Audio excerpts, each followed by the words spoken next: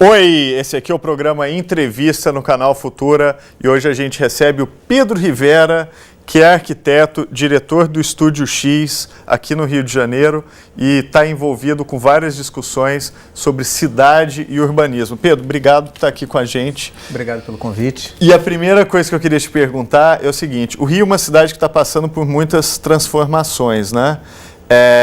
Algumas positivas, outras agora talvez nem tanto. Você acha que a gente avançou em urbanismo, em uso da cidade nesses últimos 10, 15 anos? Eu acho que sim. O Rio de Janeiro ele teve um período muito grande de estagnação, né? Uhum.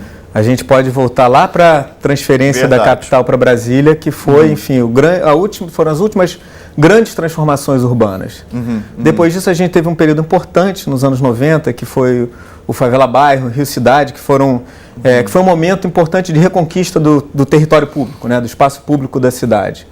E, finalmente, agora, enfim, no começo desse processo de preparação para os eventos, né, o crescimento do país que houve nesse período, isso permitiu que uma série de coisas acontecessem na cidade.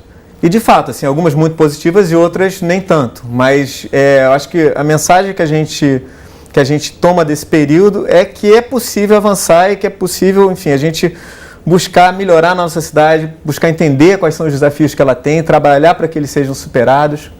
E Pedro, o Estúdio X, ele até estava dando uma olhada, ele está presente em cidades que estão em franca mudança, né? Está em Joanesburgo, está em Pequim, na China, está em Amman, ou seja, lugares onde parado não está, pelo contrário, são cidades que estão sendo ou reconstruídas ou que estão sendo reinventadas.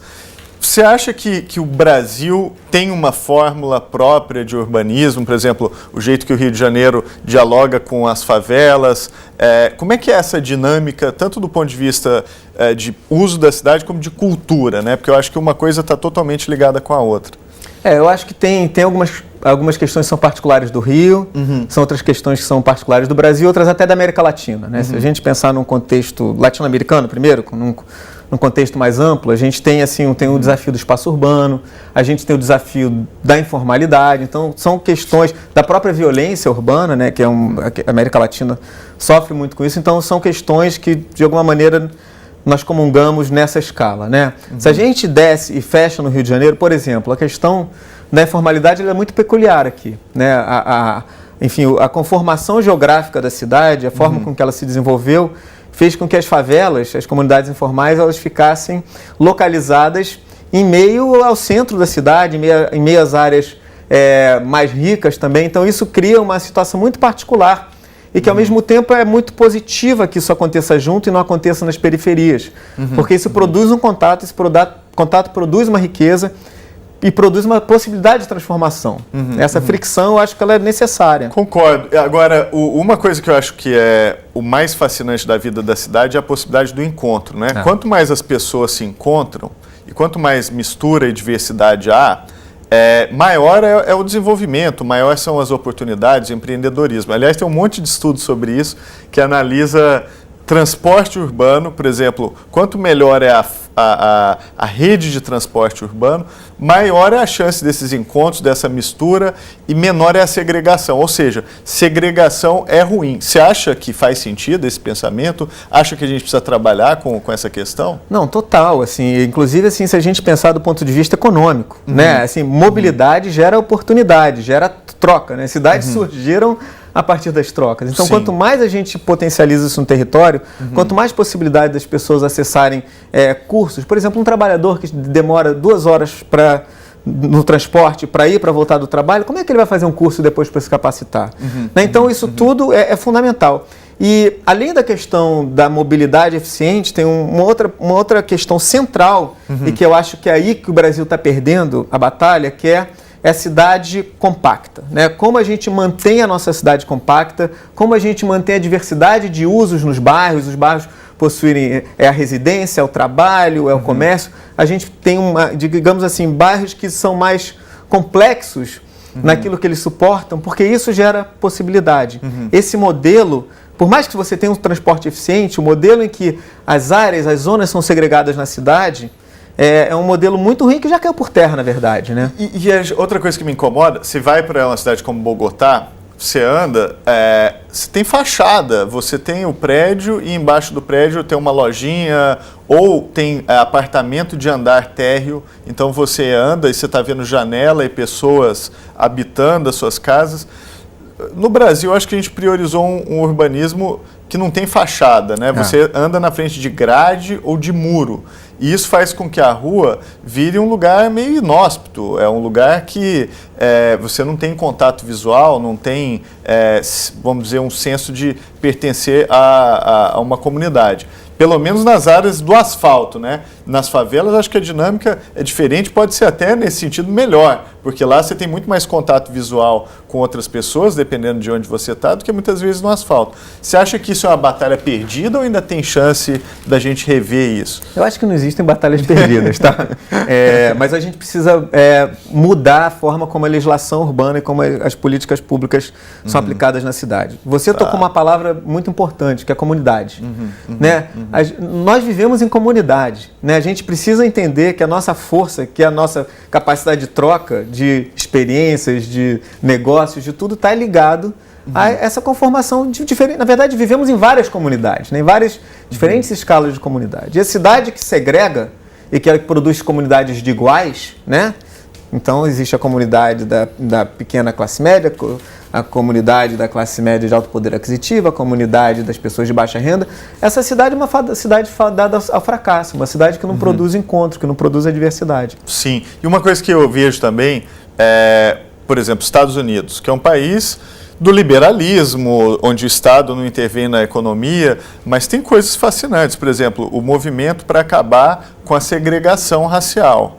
E onde, na cidade de Nova York, em Manhattan, que é um dos lugares mais caros do planeta, você tem projetos habitacionais públicos feitos, por exemplo, para comunidades negras ou comunidades pobres, para morarem no meio de Manhattan, que de outra forma só teria gente privilegiada ou com muito dinheiro morando.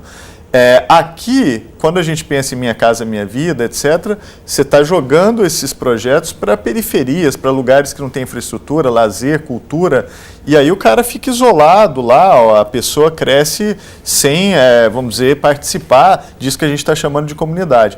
Você acha que a gente tinha que ter uma força um pouco maior para integrar e dar oportunidades de moradia de uma forma mais inteligente? Com certeza, você tocou num ponto crucial, que é, você mencionou os Estados Unidos. Nos Estados Unidos, um paradigma do modelo liberal. E existe uma série de políticas restritivas. Nova York, por exemplo, não tem shopping center. Né? Ué, como assim Nova York não tem shopping center? O país do shopping center, eles entenderam que para a cidade aquilo seria negativo, porque ia matar os pequenos comércios de rua, que são esse olhar, esse contato. Então, a questão da habitação social nas áreas centrais, ela é absolutamente necessária. Ela talvez seja um dos maiores desafios urbanos que a gente tem e talvez um dos capazes de produzir maior impacto positivo, enfim, na mudança de renda, geração de renda e todos esses outros aspectos. Londres, por exemplo, tem um estoque de habitação pública gigantesco. Né? Então, a gente precisa parar de construir um discurso pronto, né, de que o mercado deve regular. As coisas não são bem assim. O mercado é importante, mas a gente precisa saber lidar com o mercado. A gente precisa usar o mercado em nosso favor. Em Londres, foi bom você citar, teve o caso do incêndio lá agora, que foi num prédio exatamente como esse, e uma das críticas foi o abandono do poder público, que uns cortes de verba aqui e ali, que levou a uma tragédia por prédio construído fora de especificações, etc. Então, acho que o poder público tem sim um papel de ordenação da cidade. E acho que esse papel precisa ser usado para corrigir essas segregações e essas, vamos dizer, falta de integração que a cidade produz. Cidade é isso que você falou, é adensamento e as pessoas vivendo junto. Você acha que no Rio esse pensamento começou a surgir, ou aqui no Brasil já tem gente, ou pelo menos mais gente que concorda com a gente desse jeito? Com certeza.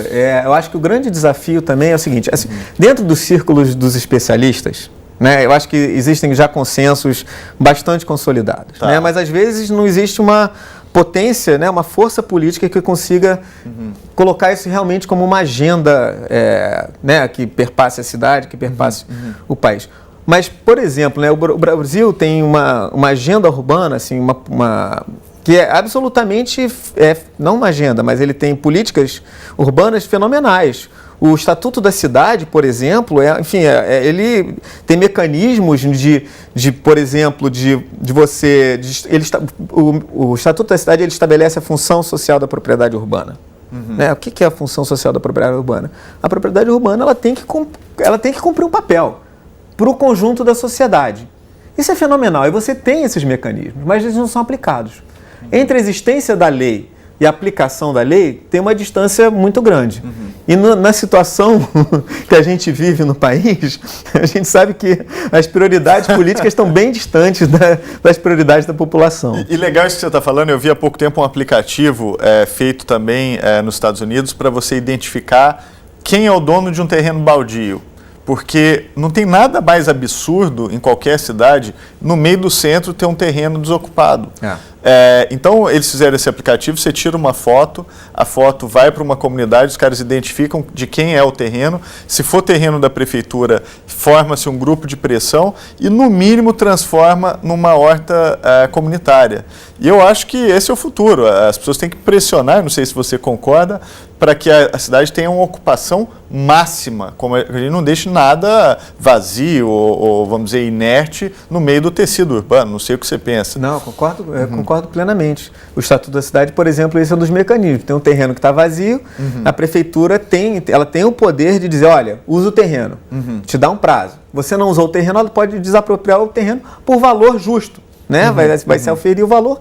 E aí daí vai se dar uma destinação a isso. Então, assim, a gente tem mecanismos, né? A gente entende a importância de determinadas questões. A gente precisa realmente, como sociedade, ter mais poder, estar mais empoderada para fazer com que as coisas aconteçam. Acho que tem uma distância muito grande. Acho que também a gente tem uma descrença que as coisas possam mudar, né? Mas a gente consegue fazer com que elas se transformem. Já mudaram muito nesses últimos anos. Eu acho que eu, pelo menos, fico animado, porque eu acho que a gente tem hoje entre nós no Brasil um discurso sobre o urbanismo. E eu acho que isso é bem positivo.